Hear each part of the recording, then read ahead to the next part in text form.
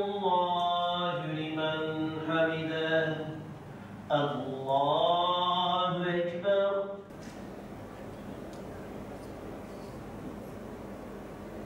Çocuklarımıza Kur'an-ı Kerim'i öğrenmeyi kolaylaştır ya Rabbi.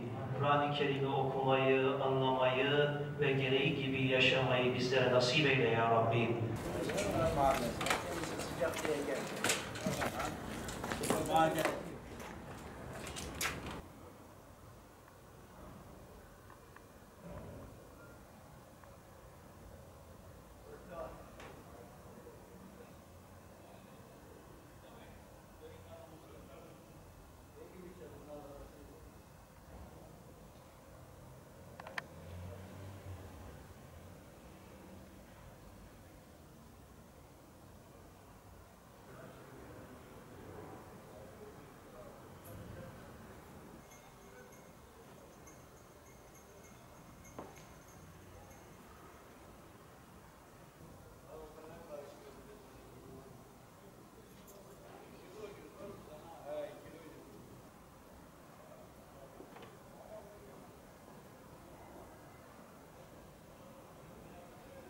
Bu mahallede doğdum. 1938 doğumluyum. Bizim aklımız ermeye başladığımızda bu havluda içi ahşap, dışı düz çinkodan küçük bir camimiz vardı.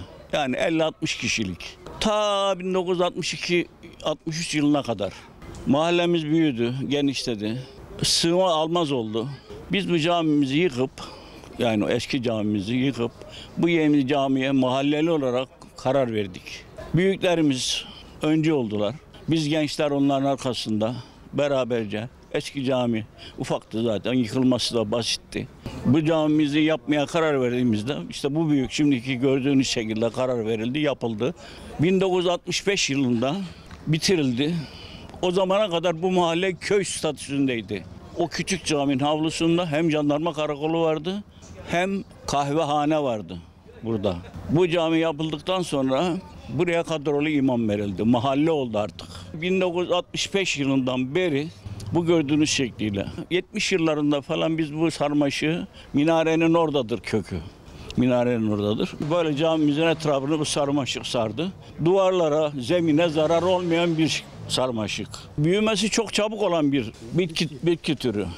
2-3 senede böyle minareye kadar çıktı işte gördüğünüz gibi. Yurt dışından bile gelenler oluyor. Şu anda burada oturmuyorum bu mahallede. Huzurevleri Mahallesi'nde oturuyorum. Ama her gün buradayım. Saat 11'den saat 4'e kadar her gün buraya geliyorum. Tabii gönül açıcı bir şey ya bu güzellik, yani Türkiye'de adı geçiyor. Sarmaşıklı Yeşil Cami. Böyle geçiyor yani, Sarmaşıklı Yeşil Cami diye. Tam bir yıl doldu buraya geleli. Burası güzel bir yer, huzurlu bir yer. Yeşil Cami. Camimizin ismi Köprüköy Camisi ama çok meşhur Yeşil Cami olarak tanınır. Öyle biliniyor. Aratma yaptığınızda Yeşil Cami diye yazdığınızda hem konumu hem de caminin ismi Türkiye sıralamasında aramalarda birinci çıkıyor. Sarmaşıklarıyla, çiçekleriyle, gülleriyle, burada çok çeşit güller de var.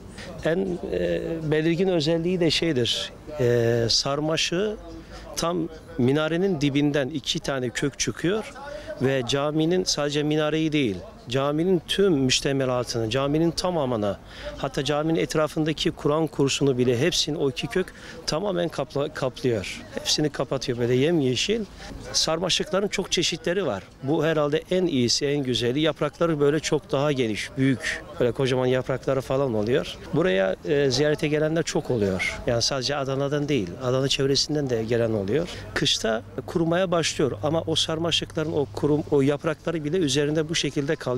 Bazı ağaçlar var, onlar sürekli yaz kış yeşil kalıyor. Çok güzel, huzurlu bir yer yani, burası güzel. Camimizin ismi Sarmaşıklı Yeşil Cami diye geçer ama müftülük kaidesinde Köprüköy Camisi de geçer. Halk nazarında Yeşil Cami Sarmaşıklı diye bilinir. Camimize yurt dışından, yurt içinden, şehir dışından misafirlerimizi ağırlarız yaz ayında. Camimizdeki bu sarmaşıktan dolayı herkesin dikkatini çeker. Burayı görmek isterler, manevi atmosferini. Ayrıca Ayrıca de camimizde Peygamber Efendimiz sallallahu aleyhi ve sellemin sakalı şerifini bulundurduğumuzdan dolayı, buranın bir manevi atmosferi olduğundan dolayı bütün ziyaretçiler o merakla o atmosferi görmek için camimize ziyarete gelirler. Malumunuz yaz Kur'an kursundayız. Öğrencilerimiz de bu manevi atmosfere şahit olmak üzere Kur'an-ı Kerim'ini öğrenmeye, dinini öğrenmeye, gelecek adına, hayırlı hizmetleri adına güzel şeyler öğrenmek için camimize teşrif ettiler. Rabbim inşallah onlara da güzel eğitim vermeyi bizlere de nasip kılar. Annelerine, babalarına, bizlere de inşallah o sabrı cemilini nasip eder inşallah. Sarmaşıkları da çok güzel. İnsanların ilgisini çekiyor. Namaz kılmayı öğretiyor bize. Dini bilgiler, peygamberimizin hayatını öğretiyor. Hırsız polis gibi.